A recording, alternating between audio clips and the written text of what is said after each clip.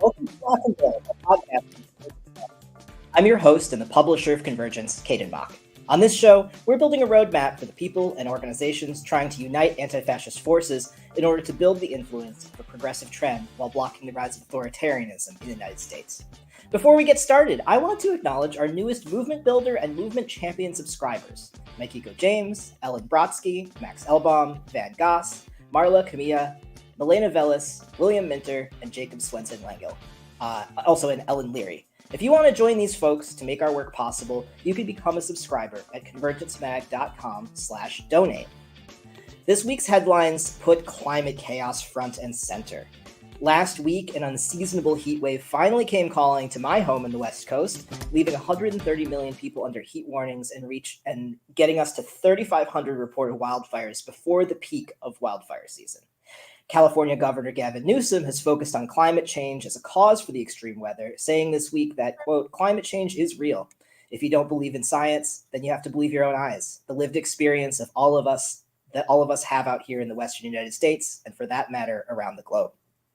Speaking of around the globe, at the same time, many Texas communities were slammed by a record-breaking early season hurricane, Hurricane Beryl, which made landfall in the United States after devastating Jamaica, Grenada, St. Vincent and the Grenadines, Mexico, and Venezuela earlier this week.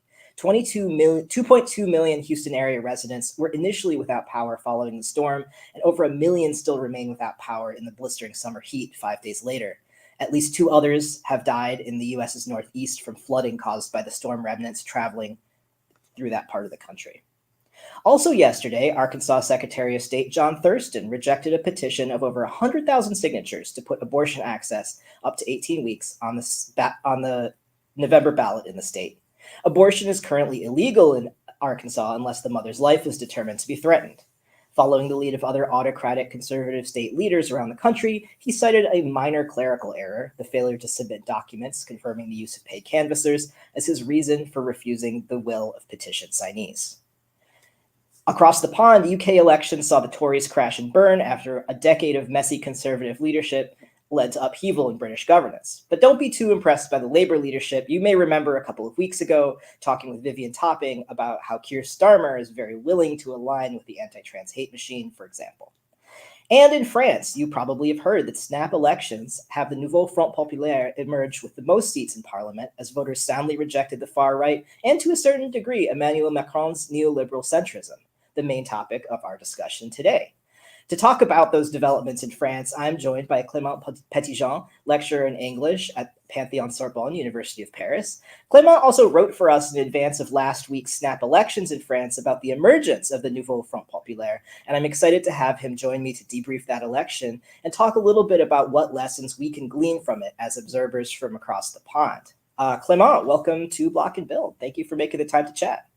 Thank you for having me. And also thank you so much for, providing that article laying out the sort of state of play before the snap elections.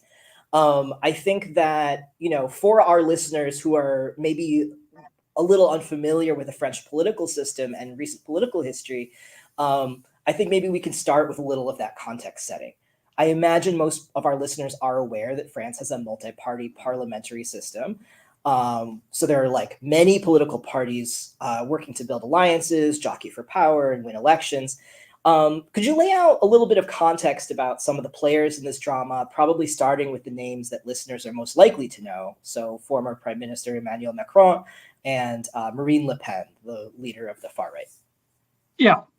So I'm just going to start by saying So the French political system is not exactly parliamentary. It's a weird semi-presidential system. And in order to understand the chaos that has, been happening, I was looking for a less polite word, but, the chaos that Emmanuel Macron initiated on June 9, I think it's important to have in mind just the broader institutional parameters. So the constitution under which we currently live in France, the constitution for the Fifth Republic, was drafted in 1958. It's the 14th constitution since the French Revolution of 1789. So it's important also to have that in mind for U.S. listeners for whom the Constitution is this kind of, sacred document that hasn't changed ever since, for more than 2 centuries. The French political history is slightly more convoluted and chaotic. So the way it works is that the parliamentary aspect of the Fifth Republic is that you have 2 houses, the National Assembly and the Senate, that have legislative power. And it's parliamentary in the sense that the government is responsible to the parliament. The government in French politics refers to the executive body. So it means the prime minister, who's appointed by the president, and then all the ministers and secretaries of state who are appointed by the prime minister. So it's a slightly more specific meaning than what the U.S. meaning for the word government.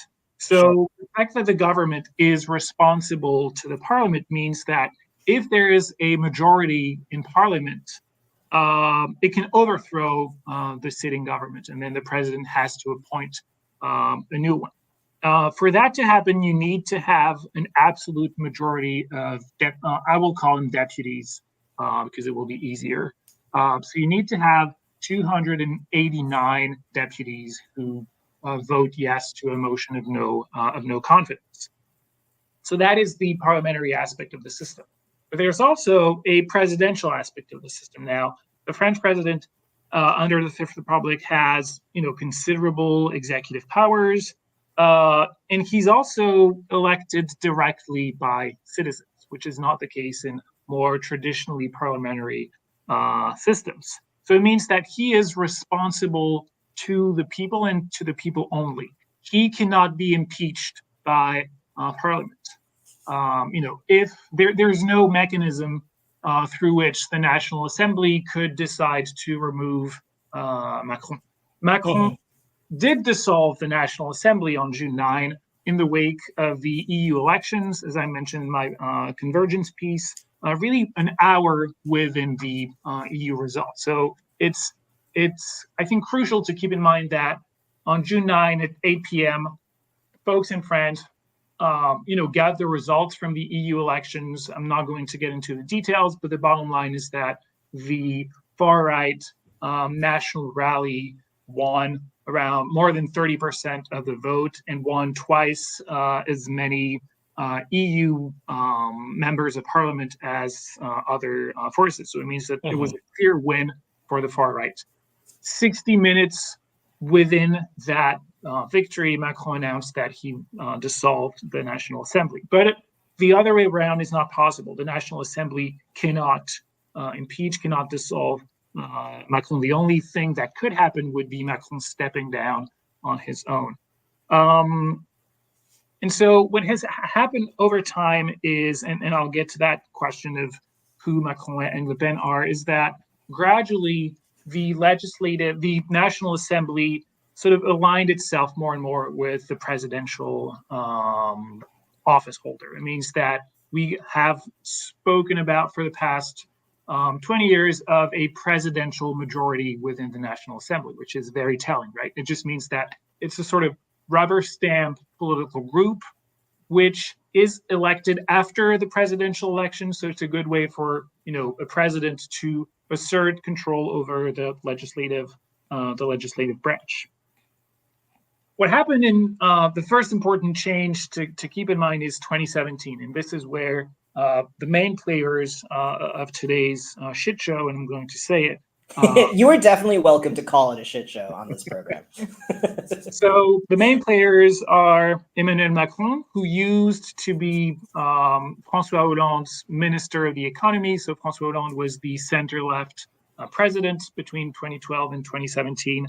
Macron is a former banker, and he ran in 2017 on a platform of breaking with old left-right divides and sort of pitching himself as an outsider to professionalized politics, as someone who was close to the people and who understood the sort of dynamic will of the population. Which is sort of a funny pitch for a guy like him. Yeah, but it's a very funny pitch. Very intriguing that voters bought into that narrative. But so he became president. He became the youngest president of the Fifth Republic. And he won around 8 million votes in the first round of the 2017 presidential elections. Then the second player is Marine Le Pen. So Marine Le Pen is the daughter of longtime far-right leader Jean-Marie Le Pen, who's one of the original founders of the National Front in 1972, which was founded, among others, by Nazi-era collaborators. And Jean-Marie Le Pen was this very infamous figure who was the National Front's president from 1972 until 2011, when his daughter, Marine Le Pen, became president. So she took over from her father. She first ran in 2012. She came third, and then 2017 was her second candidacy. And she, throughout the 2010s, engaged in what we call a de-demonization strategy. So to try and make the National Front respectable, to sort of move away from the infamy that the National Front was, to push under the rug accusations of being racist, of being anti-Semitic, of being a very deplorable party. And a symbolic moment in that perspective was in 2018 when the National Front was rebranded National Rally, the Rassemblement National. And in 2017, Marine Le Pen finished second. She won 21% of the vote, around 7.6 million voters.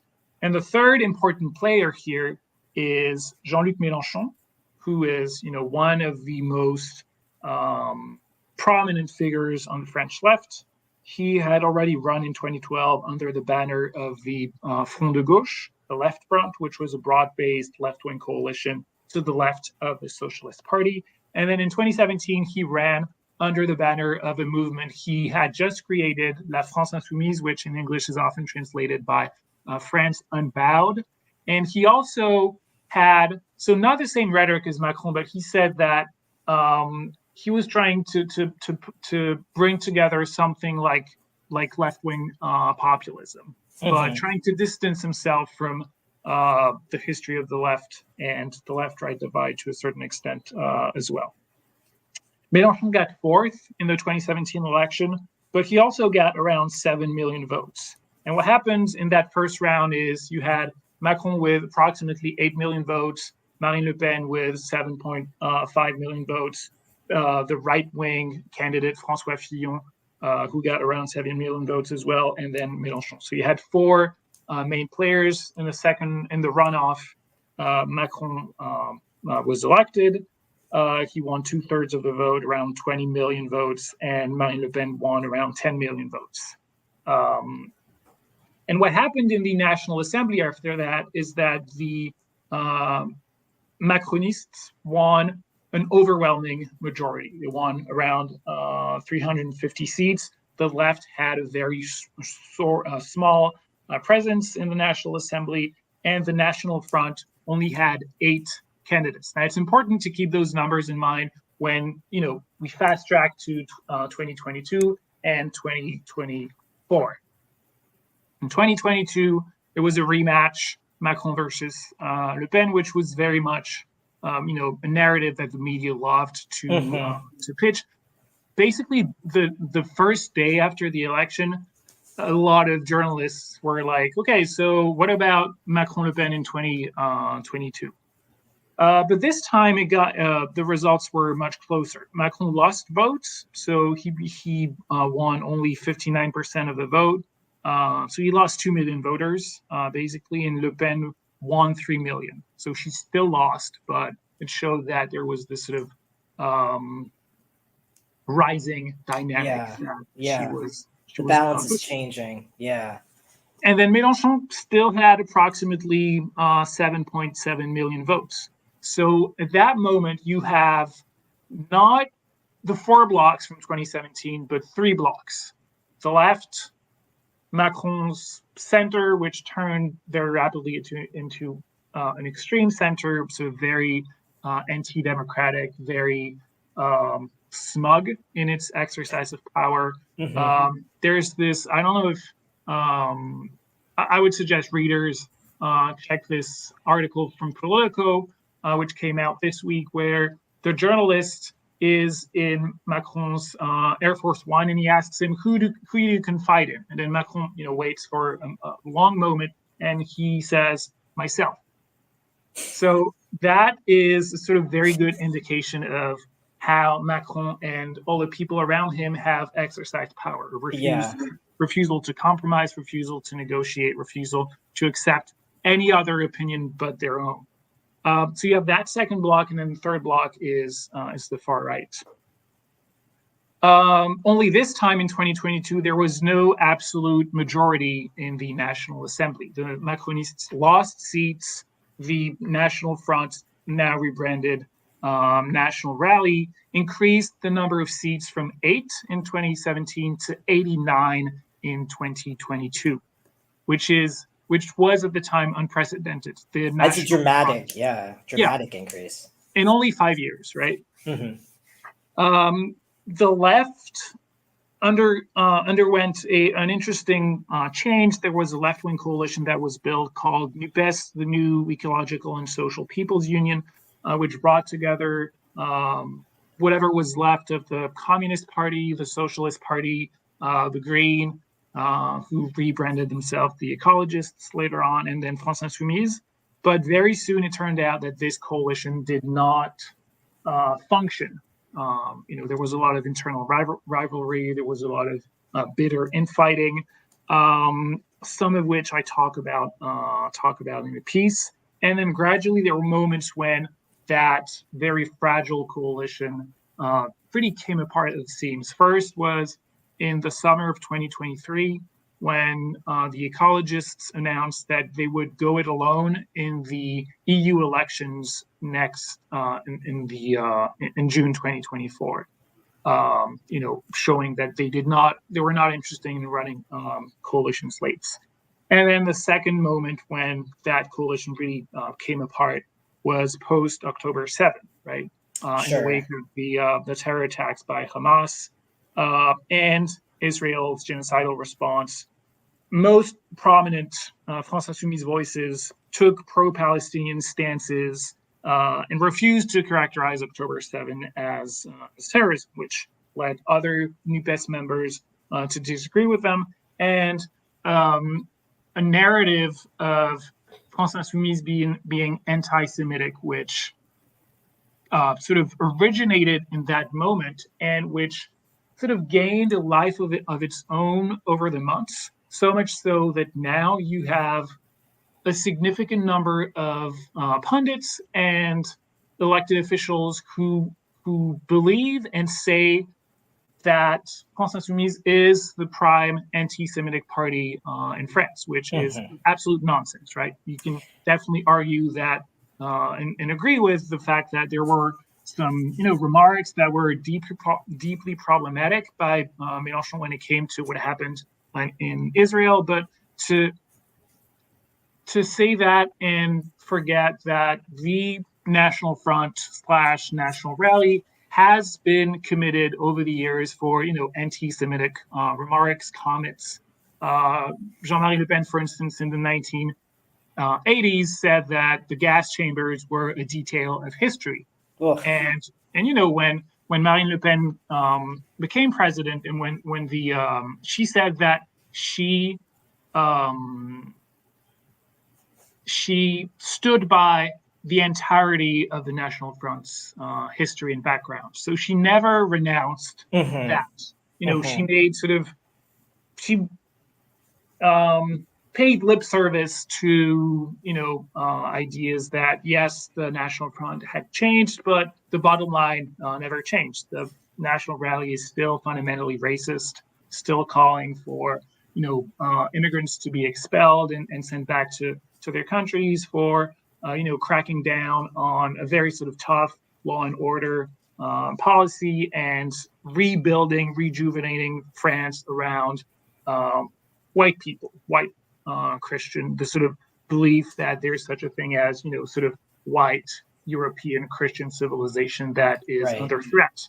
Well, it also sounds like that media narrative does play into the sort of like Macron line that's like both the far left and the far right are like radical and like you can't trust them. Oh, absolutely. And that line has been come into full force during this sort of very brief legislative campaign, and during the after the first round of the in the elections, when the stakes were that there were a lot of, we call them triangulars, so configurations so there are 577 districts, legislative districts in France. And the way the system works is it's a 2-round majoritarian system. So if you receive an absolute majority in the first round, you get elected and you represent that district and you're a deputy at the National Assembly. If not, if no one receives an absolute majority, there's a runoff. To make it to the runoff, a candidate must garner at least 12.5% of the total number of registered voters.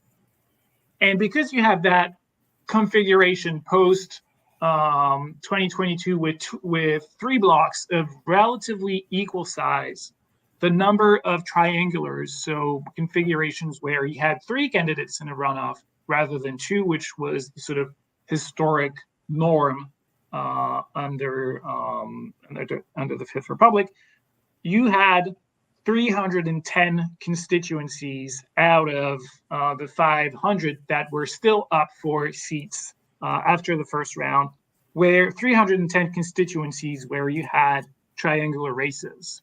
And what happened, so this was on the night of June 30th, the first round of this very weird and chaotic legislative election. Within a matter of days, so right before candidates had to file for officially running in the runoff, that number dropped from 310 to less than 100. More than 200 candidates dropped out. A vast majority of them from the New Popular Front, and then a sizable, a minority from Ensemble. So what happened is this process of what we call the Republican Front. The Republican Front is the idea that the National Front / National Rally is not a normal party. It's a party that was founded by Nazis, and that it is fundamentally opposed to Republican values, to core fundamental rights. So whenever there is a possibility to vote for someone who runs against a far-right candidate, the Republican Front principle holds that you have to vote for that candidate, even if this candidate is, fairly right-wing, objectionable in many ways candidate. That principle was sort of first put into place at a large scale in 2002, the 2002 presidential election, when, against all expectations, Jean-Marie Le Pen went to a runoff against incumbent president Jacques Chirac. Chirac was elected with more than 80% of the vote. And from then on, there was this principle that you have to block the far right at the polls in any way you can. And the best way you can do it when there's a runoff like that is you vote for whoever is opposing them. And for decades, that principle held and then was gradually chipped away at. And it was very much the case in 2022. The fact that Marine Le Pen got so many more votes than in 2017 is an example that for a lot of voters, the National Front / Rally is no longer this illegitimate political player that should never be endorsed in one way or another. Mm-hmm. Well, I also wonder about like that principle also like in some ways perhaps taking momentum away from the left. Like, was that a dynamic that emerged over the past 20 years? So in this particular election, absolutely, because you had those triangular configurations. There were calls left and right for to decide who should desist, who should drop out. So, some would say whoever came third has to drop out. And then a lot of Macronist candidates would actually say, I'm not going to drop out if the candidate who's not National Front candidate is someone from France Insoumise. So, a lot of prominent former ministers would draw a line between, say, a socialist candidate.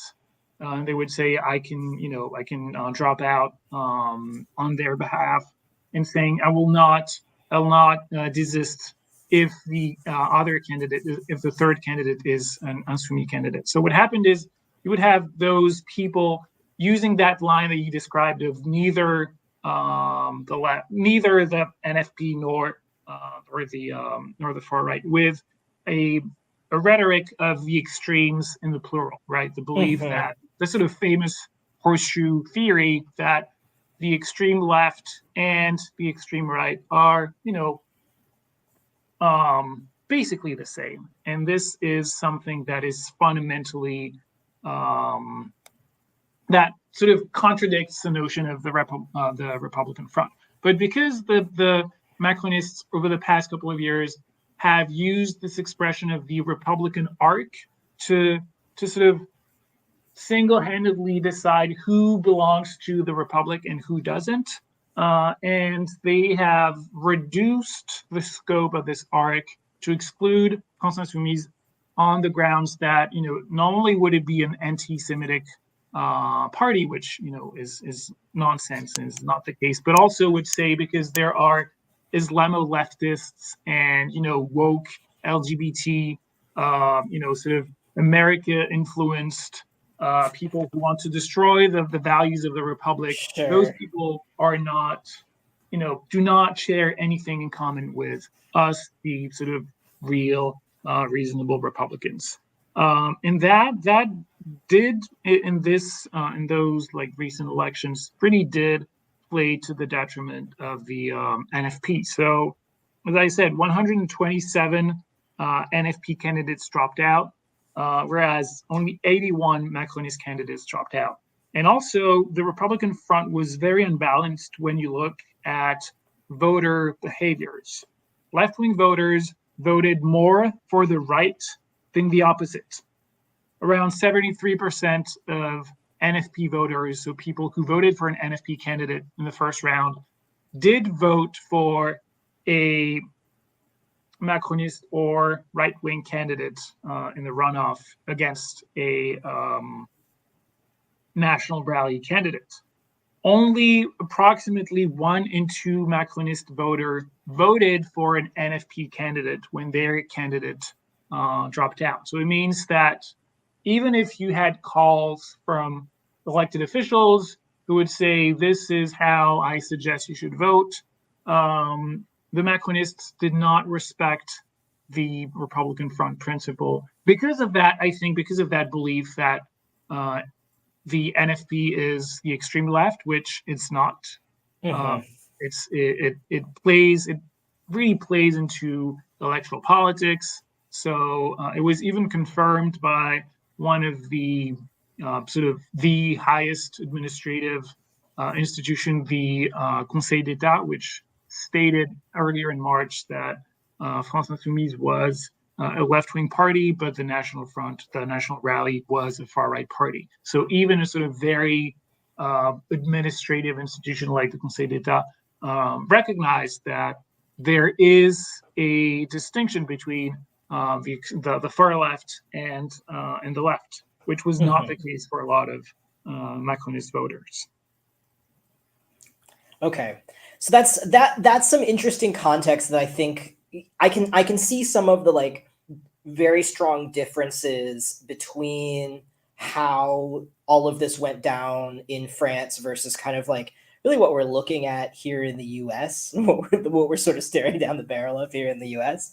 And I'm curious to hear from you what you think about the difference between what we consider left in the US, whether that's like sort of like more left-leaning mainstream Democrats, whether that's like the Squad, in Congress, and how far left like France's New Popular Front leans. Like what do you see as sort of the differences there? Like what are people sort of like willing to do, and like what are the differences in the like platforms and behaviors that you're seeing? So that's a very hard it's a very hard question. My answer would be that I don't think that the left-right divide maps over the Democrat-Republican divide. I think it cuts into the Democratic Party, but because this party is such a loose, coalition of folks who often don't have a lot in common, because there is no such a thing as, it's not a party of its members, right? You don't have, when you're elected to be a delegate, there is no sense of, it's just built, it's just a machine built to win elections, a machine that is mostly governed by, and that has been increasingly governed by, a small group of very wealthy donors. But then it's loose enough that you can have fairly left-leaning candidates who can still, sort of play into that arena, which is not so much the case in France, in part because there never has been a sort of bipartisan system the way it exists in the US. And you could argue that for most of the Fifth Republic, there was this left-right, we call it alternance. So, for one term, you have a right-wing candidate, and then you kind of know that the next time is going to be a left-wing candidate. And you had those sort of two mainstream parties, the center-left, the Socialist Party, and then the right, that would be the sort of dominant players who knew that that their claims to hold executive and legislative power were real, right? Whereas, for instance, France Insoumise thought that they could displace the Socialist Party as the main party on the left in 2012, and they didn't. Front Gauche didn't manage to do that. So what happens is in the U.S. that bipartisan mold hasn't burst into pieces. In 2016, I thought, because of the Sanders campaign, that the Democratic Party would implode or collapse in one way or another. Also thought that the Republican Party, because of Trump's campaign, because of the years of Tea Party base building, I also thought that the Republican Party would come apart at the seams, and it didn't. It's still around, and I think one of the things that is one of the really important roadblocks in American politics is that there is no but there is no foreseeable way to go beyond bipartisanship. And that has to do with the fact that it's such a federal state. The electoral system is so fragmented. Yeah, and very like oriented towards like a winners take all kind of like system where it's like you can't have even like a partial split of say like electoral college delegates. Like it's just not, things are designed kind of to maintain that status quo. Yeah, and it would be immensely complicated to sort of muster enough social power to sort of change the rules of the game. In France, it's very difficult as well to change the rules of the game, but because the one person who does hold executive power has, acted like a nut job for the last couple of weeks, months and years, he has created this chaotic situation, right? This is something I mentioned in the convergence piece, but the day after, so June 10 was the 80th birthday of a very tragic massacre during World War II in France, in sort of central West France, in Oradour-sur-Glane, and Macron attended the anniversary ceremony here. And he is reported to have told a businessman, I sort of pulled a pin on the grenade and I threw it at their legs, talking about his dissolution decision. And he said, let's see how they cope with it. So that image of the dissolution as a grenade he threw at, the French population, it just tells you how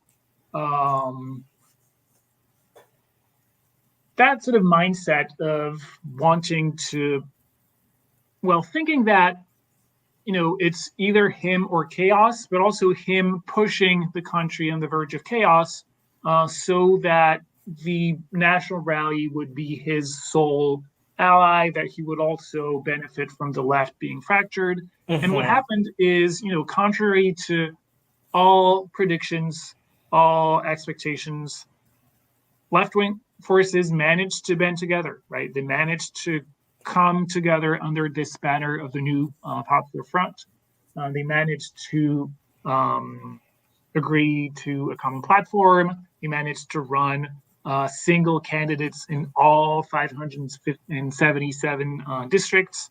And on Sunday, they managed to get, the largest number of seats in the National Assembly. They did not get an absolute majority. They only got around 180 seats. I think it's 190 if you include a couple of other deputies. So granted, they didn't win an absolute majority, but they won a majority. They're the largest group in the assembly. And so I think it's difficult to compare the U.S. and France for those, because the rules of the game are so different. Sure. However, I think that there are things that, some of the things I think could be lessons that, leftists look at, U.S. leftists look at, would be first, and I think this is the main symbolic victory during this campaign is there was hope, there was enthusiasm, there was initiative. You had like hundreds of people designing, beautiful posters that had a sort of very interesting graphic design. You had thousands of people who had never engaged in politics in any sort of way, who started, phone banking, who started knocking on doors, who there was something called victory rides that was organized in France. So, you had groups of 10, 20, 30 people who would go from their district where they knew a new Popular Front candidate either had won or was likely to win. So they would go to swing districts. And we actually used that language, swing district, which is very new. It's directly imported from the US, but it's a very new political label that has been used in this campaign. And, folks would just reach out to the local candidates campaign and knock on doors. There is this fabulous moment of this sort of giant canvassing operations run by volunteers that would go to I don't remember what the official numbers are, but it's like in the tens of districts. Thousands of people participated in that. People, spoke to their friends, their colleagues, their loved ones. There was this sense a sense of urgency based on, the real fear that the National Front might have an absolute majority. This is something that was fueled by, opinion polls, and this is something that I experienced, my friends experienced, that that I think was a real trigger for a lot of people, especially people of color, especially immigrants or the children of immigrants, because their parents might not have the right to vote, but they might have people in impoverished neighborhoods, LGBTQ folks, civil servants, journalists, because the National Rally said that they would privatize sort of public media channels once they were elected. So there was this real sense of urgency and threat that was combined, and I think this is very unique to this moment, to this sense of hope. The hope not only that we can block the far right, but also that we can win raises in the minimum wage, that we can overturn a very infamous, very horrible pension reform bill that was turned into law last year. Invest massively into public education, into public transportation, into public healthcare.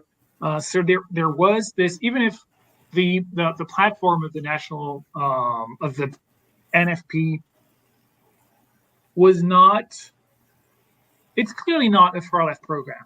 It's clearly not a far left platform. There were no calls for nationalizing energy companies, for instance. To say to a company like Total, which is one of the larger climate criminals on this planet, who is directly responsible for global warming, who is directly responsible for hundreds of thousands of people's lives being endangered, that kind of stuff. That was not on the agenda. And calls for increasing taxes, for having the ultra rich pay more taxes, for having billionaires pay more taxes, does sound like a sort of genuine left wing policy demand, but it was less radical than the platform that François Mitterrand ran on in 1981. And yet you have hordes of talking heads and media pundits and Macronist and right-wing and far-right elected officials who say that, this is the far left and this is, no one said this is Bolshevism, but when you listen to them, you thought that, Lenin was on the ballot. Sure. Was, a slated candidate. So I think that this sense of hope really is something that was unique to the campaign. And I think one of the main lessons is not just how to generate that hope, because I don't think this is not something that we have control over, right? However, how to sustain it, I think, is something that organizers and activists can think of in terms of how do we build structures and opportunities, collectives, WhatsApp groups, local, tenant unions, local environmentalist groups, local anti-racist associations, whatever. How do we build institutions that can keep those tens of thousands, hundreds of thousands of people engaged and actively engaged, right? To tell them that we have avoided, the fascists being voted into office, but there is something that Marine Le Pen said on July 7th, which I think everyone should keep in mind, is she said the tide is rising. It has not risen high enough this time, but our time will come. And there's this sense when you listen to far right leaders, but also voters, that they will win. Because you've had this 8 deputies in 2017, 89 in 2022. Right now, they are at 140 something. So the numbers keep rising and rising and rising. And unless we manage not just to block, but also to build, and I think here that the name of this podcast is so relevant to the situation. So unless we find ways to build, the next round of elections, 2027, which will be the next presidential election, it's almost already written on the wall what is going to happen. And the other difficulty here is that, and then I'll go back to another important lesson, I think, is that Macron cannot dissolve the National Assembly again. We are stuck with this National Assembly until next June 2025. So it means that there's no possibility, unless he calls a state of emergency and grants himself sort of special powers. If he stays within his line and doesn't move to the sort of wartime governing style, and we're stuck with this. So I think this is really important, right? How to sustain that hope. And I think here, there's this great quote from abolitionist organizer and writer Mariam Kaba when she says, "Hope is a discipline." And I think that here the idea, like looking towards institution building and this idea of discipline, I think is really important. And I think the second lesson would be that the NFP has been so far a political formulation of that hope, that sort of broader hope that was not sort of political institutional, right? That existed beyond political organizations, that has started through an electoral campaign, but I think has grown beyond that, beyond the purely electoral, the sort of purely institutional electoral arena. And I think that this is a crucial question. How do you work on improving the existing political institutional supply when there is this broader social and political demand that wants to meet it in one way or another? And I think in the US so far, the supply side has been fairly poor and inconsistent, to say the least. And the other thing, and that would be, I think, the third main lesson, I think, that folks in the US can look at with maybe not inspiration, but interest and curiosity, is how there have been attempts to democratize organizing skills and to create something like an organized, politicized civil society. What happened was a lot of labor unions, a lot of civic organizations who often stick to a nonpartisan stance, who say, we're not going to endorse anyone, we're not going to support any one candidate, did come out in support for the NFP. And I think when the dust settles, it will be because it hasn't settled yet, because you have this maniac who keeps banging on the floor to make sure that the dust is still in the air and everyone is still so confused. But when/if the dust settles, it will be interesting to see who are those who refused to take a stance and support the NFP. I'm thinking of a number of environmental groups, for instance, who said, we want to keep working with everyone, so we are not going to endorse anyone. Versus a labor union like the CGT, which is one of the largest, one of the most militant labor federations, who explicitly came out in favor of the NFP, saying, it's not in our it's not a tradition that we endorse candidates because there is this sort of strict, nonpartisan principle in French labor unionism. But she said that the stakes were so high, the urgency was so present, and the danger, the threat was so real that it was necessary to step into the political fights and support the candidates. And I think here that this politicization of civil society organizations sort of happened hand in hand with attempts to democratize access to organizing skills and tools, to try and break down the boundary between seasoned activists and organizers and people who would knock on doors for a first time, or even people who voted for a first time. And I think that, and this is something that I've been very interested in the U.S., that professional boundary between professional organizers and non-professional activists, leaders. And of course, that boundary is fairly fluid.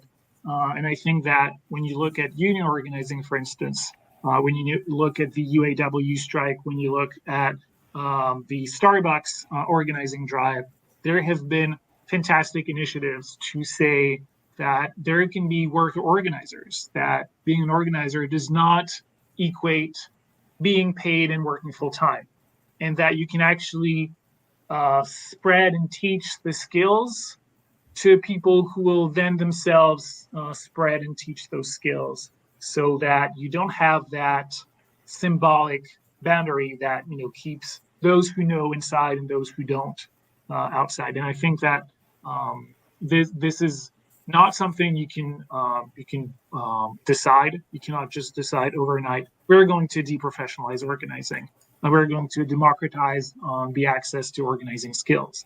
But I think it was very interesting that those processes happened, those union spaces. And I think that we in France have a lot to learn from those experiences. But conversely, seeing all those volunteer run canvassing operation has been so thrilling, right? To see that you would have folks who would just step in and be like, yeah, I've never door knocked before, I've never canvassed, I've never handed out a leaflet.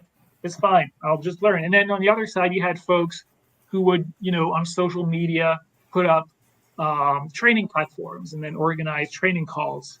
Say, okay, you've never done that, it's not a problem. I'm going to, give you a couple of ropes, and then you'll see it's not rocket science, right? It doesn't mean that you can do anything you want and then mess it up. Right. But it's something you can learn, and the learning costs are not extremely difficult. Yeah. No, that's interesting. I feel like there's some folks that we are sort of in cahoots with at Convergence who are, who've built some infrastructure for some very similar things, like our friends at Seed the Vote, who are very much like, how do we actually equip large numbers of people to go out and actually knock on doors, regardless of their experience, whatever. How do we really support them to feel confident to do that? But I feel like it's sort of like an emergent. It needs to be the sort of emergent thing that there's no switch to flip, but there's definitely a model to follow here. Yeah, but then I think also one of the conditions of possibility for that was that folks, if you look at those canvassing, they were called victory rides, Convoi de la Victoire, in Paris, and then they happen in other cities as well. But very often it relied on the possibility of people to ride public transportation, to ride a train, and to be reimbursed. There were donations to that fairly loose organization that said, we'll cover travel expenses, we'll cover housing expenses if you can't, or we'll put you up with folks on the ground. So if you're going to southwestern France, there are comrades out there who will be happy to, share their spare room or just like put you up for a couple of days. There was this notion of so it's impossible to translate it into English, but militant holidays. So just the idea that you're going you're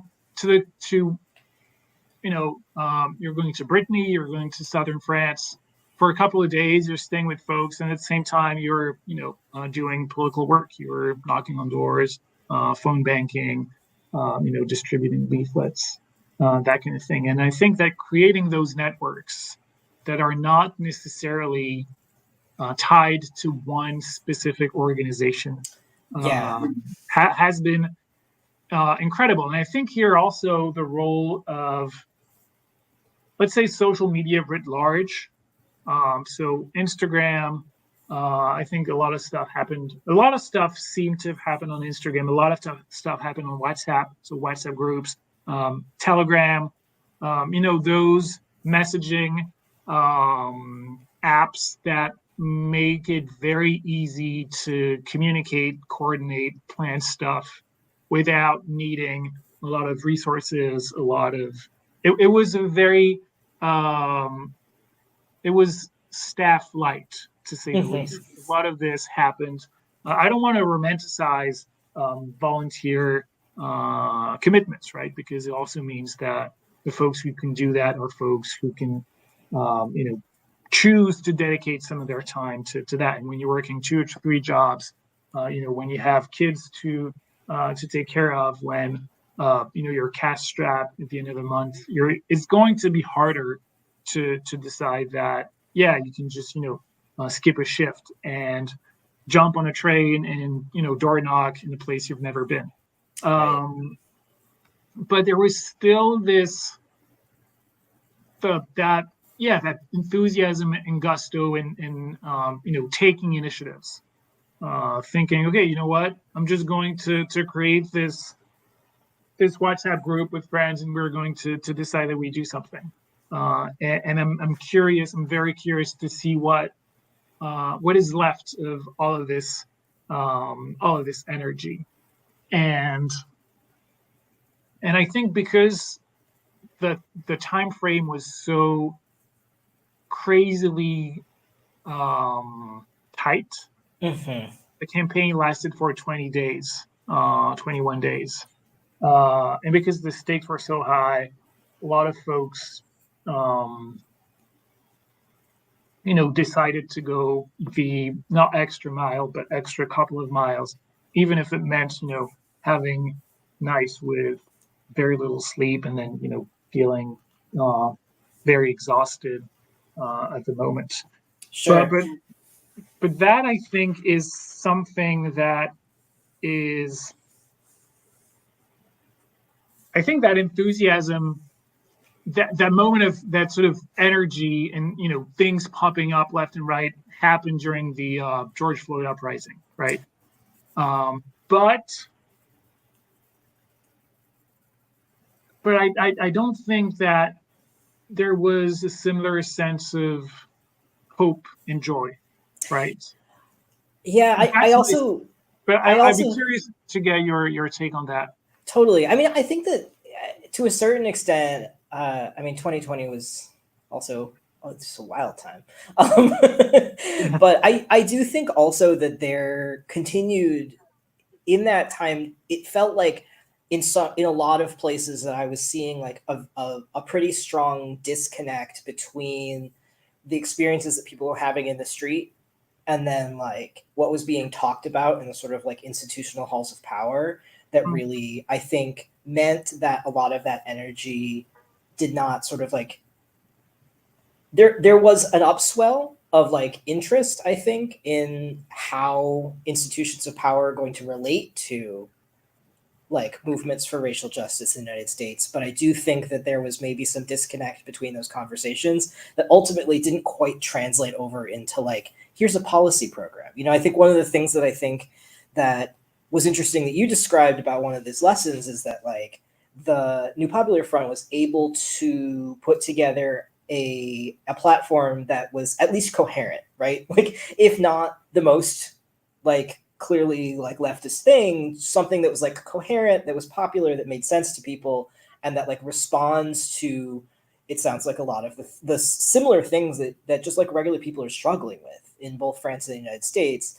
And that like, I think that like a missing piece is finding ways to translate those sorts of like genuine expressions of pain, of frustration, of like the desire for something different into something that's like, hey, here's a way that we can do this. Here's like the real building blocks. And I think that that's, in a lot of ways, what feels to me like the most challenging part of the build work in the US is that like finding the right vehicle for those things feels a lot harder here.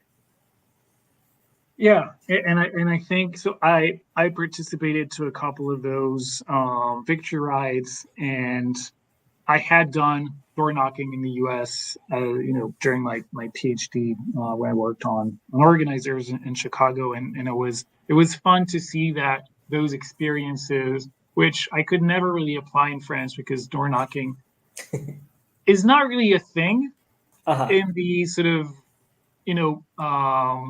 repertoire of things that you can do when you engage in a political campaign, or at least not the way it's institutionalized in the U.S. But the couple of door knocking experiences I had in this campaign, it felt, when you talk to people and you said, well, the new Popular Front is pushing for the pension reform being overturned. So it means that instead of you having to work for, having not being able to retire before 64. So prior to that reform, the minimum, the legal age to retire was 62, and now it's been bumped to 64. So being able to tell people, we hope that will overturn this, unjust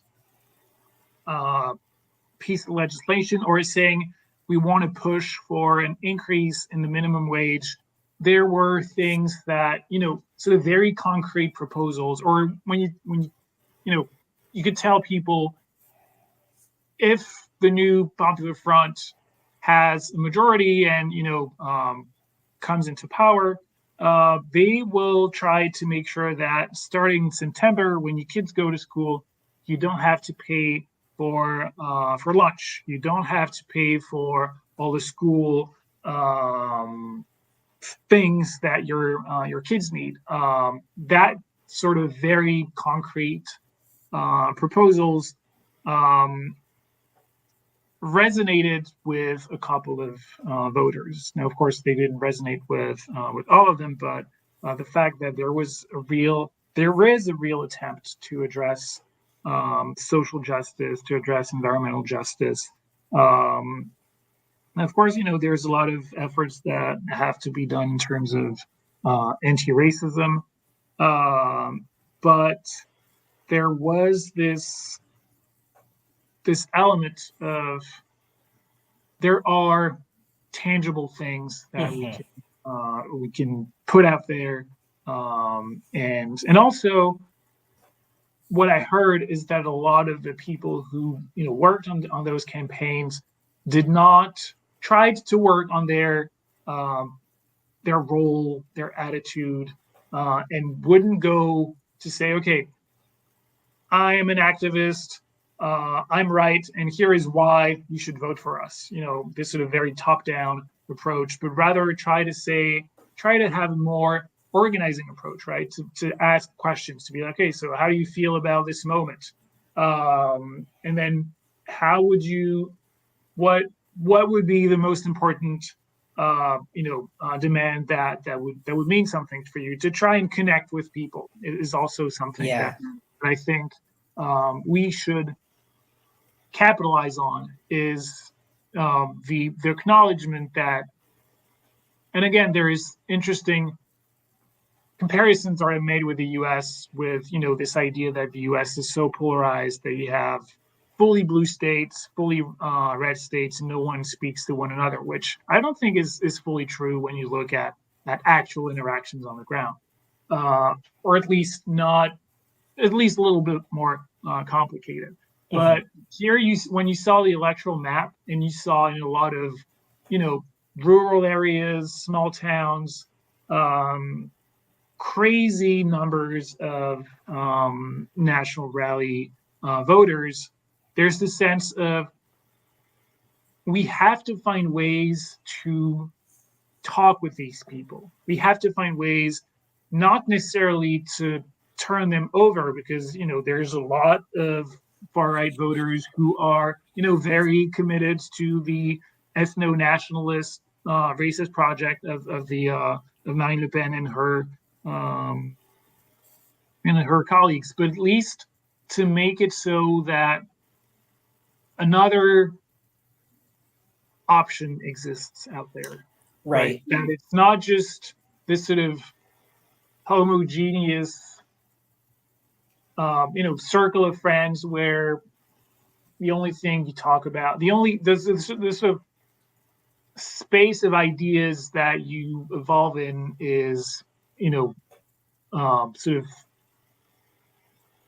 just far right ideas, and in that regard, it's not just about trying to connect and reach out and sort of broaden the scope to go beyond the sort of just preaching to the choir, that kind of stuff, but it's also recognizing that the media has played an important role, not so much in terms of manipulating people, but in the sense that in the narratives that are put out there. And there's been this very significant and rapid shift to the right in French mainstream media, with this one particular individual, Vincent Bolloré, who's our own Rupert Murdoch, right? Who wanted to build a Fox News style empire, who was dreaming of this sort of broad-based alliance of the right that would be, socially conservative or very conservative and ultra-liberal economically. And he's managed in, very in sort of record time to push for the president of the mainstream right-wing party, Éric Ciotti, to make an alliance with the National Rally, which again is unprecedented at that level. To go beyond the Republican boundaries that separate the National Front from the rest of the political parties. Éric Ciotti stepped over those boundaries, and that was orchestrated one way or another, at least pushed by this media mogul. And he has extended his grip over a number of radio stations, TV channels, newspapers. So there's also this urgent challenge to build more independent media outlets and to grow their audience, and to make sure that to work on how journalists report on political news, how they frame their topics, how they talk about how come they don't fact check or cut off someone who says that France Insoumise is anti-Semitic, and don't add first, it's not true, and second, when you look at the record of who was convicted for anti-Semitic remarks, you have to look at the National Front, or sort of reminding people that yes, it is absolutely true that the National Front was founded by people who looked to Nazi Germany as something that was, a good model of society, was founded by people who participated on the French side of the French war in Algeria, who, wanted Algeria to stay a French colony, who were those, and this is a narrative that has become difficult to produce in certain TV stations and radio channels, to remind the facts, that the historical facts that the National Front was founded by neo-Nazis and fascists and collaborators. There are people will say, "How dare you say that? Are you calling 10 million people, racist?" It's like, no, I'm just, stating facts of, historical facts that everyone should agree with.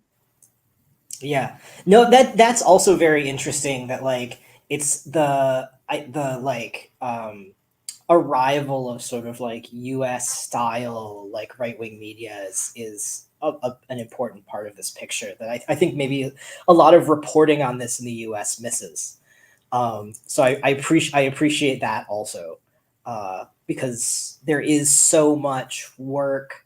You know, it actually makes me think about my guest a couple weeks ago, Vivian Topping, was talking about how like the one thing that she keeps seeing as like an antidote to a lot of the hysteria around transgender people and like the quote unquote threat that transgender people pose is actually just deep canvassing, right? Like talking to people and getting beyond the sort of like headlines and the hype. And that like, I think that to me is sort of like emblematic of just how um, a media environment can really like deeply poison the well against things that like ultimately people are like, yeah, this is actually sort of self-evident that like people who are struggling in society should be protected by society. That actually a lot of people agree with that, but like they get turned around in the sort of like scaremongering and the rhetoric around things like that. Yeah, and I think you're absolutely. I think you're pointing into a very stimulating direction of how do you intervene politically at that level of direct interactions Yeah. without thinking that this is where you'll solve things, right? Right. But Or even that we have to convince everybody in one interaction is that like opening the door and letting people step through it is actually a much more sustainable model too, right? That like we can't force people to walk through a door, but we have to show them the doors there. yeah, and that raises questions of how do you go against, how do you break through social, racial, residential, geographic segregation, and how do you, Mhm. you know, weave, you know, um, just different people, different perspectives. But I'm not saying it in a sort of mushy way of, everyone should, we should, put our differences aside and recognize that, we're all, humans after all, that kind of stuff. But to look at that in terms of, it's hard to push against social forces that create closure, right? That Mhm. create um, homogeneous spaces. And I think that here in France we have a lot to learn from organizers, right? This is something that was very instructive, and I think that is one of the main political lessons that I take away from my own research on community organizing is that organizers do occupy this intermediary position where they can navigate between different worlds, right? Whether it is because they have sort of downwardly mobile trajectory, and they work in South Side neighborhoods in Chicago when clearly it was not what they were socially meant to do, or conversely, people who are upwardly mobile, who grew up on the South Side of Chicago, who were the first in their families to go to college, who had that very sort of um, upwardly mobile trajectory, who decide for various reasons to not take that high paying job at whatever service industry or banking institution, but rather to build connections in a meaningful political way, to say that there is this reweaving, repairing work that needs to be done, while at the same time being able to speak with wealthy donors and elected officials, and to code switch Yeah. constantly. I think that this is, if I think that like investing that code switching ability, those code switching skills, I think should be an important aspect of this block and build strategy. And to be honest, this is something that I'm really looking forward to try and develop in France in the next couple of uh, weeks, months, and years. Yeah. Yeah, no, I definitely see that it's like the learning that needs to happen is about like how we I like that. I like that word reweaving. That like a lot of it is sort of like reweaving the like some of the social fabric that is unraveled under neoliberalism, right? The like it's that fundamentally I think is the task before us. We're actually going to beat back the fascist threat. There's this wonderful quote, this definition of solidarity in wait, I'm looking for it. In Daisy Pitkin's On the Line, which I find it to be one of the best books I've read on organizing in years. To be honest, it's just such a beautiful, thoughtful, and very very deep piece of writing. And there's a moment when, and I think that actually. I'm going to reweaving. I sort of take it from her in a way where she says that solidarity is a form of closeness, maybe even intimacy, a network of deep connection that rewires the splintered collective. Yeah, I love that. And I think it's not only is it beautiful, but it's also so true, and it opens so many, strategic, very sort of strategic and practical options. And I think that among one of the tasks that we have in France and that you guys have in the US is to try and chart sort of paths that are that you can envision, and that you can also see how you will go through all the steps, even while knowing that the steps will change along the way, and there will be so much that happens, but anchoring that into things that are doable, right? Things that you can do, and you can also feel satisfaction at doing, right? That it's not just like rhetoric and concepts, but it's also actually felt experiences, and that that closeness, that intimacy that Pitkin writes about, I think is the sort of moral and political compass that should be developed and nurtured in a much more intentional way. Yeah, that's great. Clément, thank you so much for joining me today. I really appreciate your insights on the French political system, on that election, and really, I think your experience being able to bridge what organizing looks like in the United States, what kind of made the New Popular Front victory possible in France, is, I think, hopefully very informative to our listeners. If people want to keep up with you and your work, is there any place where you publish regularly, or where can people find you online if they want to read more? So I have a Twitter account that I started using a couple of years ago. Every now and then I write stuff for, I would say, in these times, Jacobin, Convergence. Hopefully, I'll get to write for other, independent media outlets out there. And there's, that book that came out with Haymarket last year, Occupation Organizer, that talks more specifically about community organizing and the role of community organizers. And hopefully there will be, follow-ups to that work in one way or another. Fantastic. We'll make sure to link to your story for us in the show notes and to your Twitter so people can find you and your work.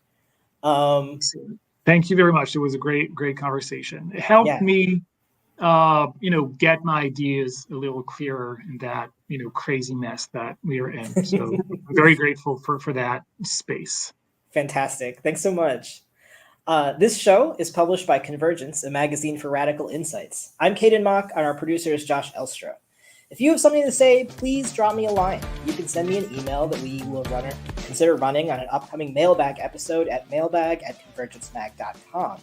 If you'd like to support the work that we do at Convergence, bringing our movements together to strategize, struggle, and win in this crucial historical moment, you can become a member at convergencemag.com. Even if you have to, there's a long way to our independence and continue to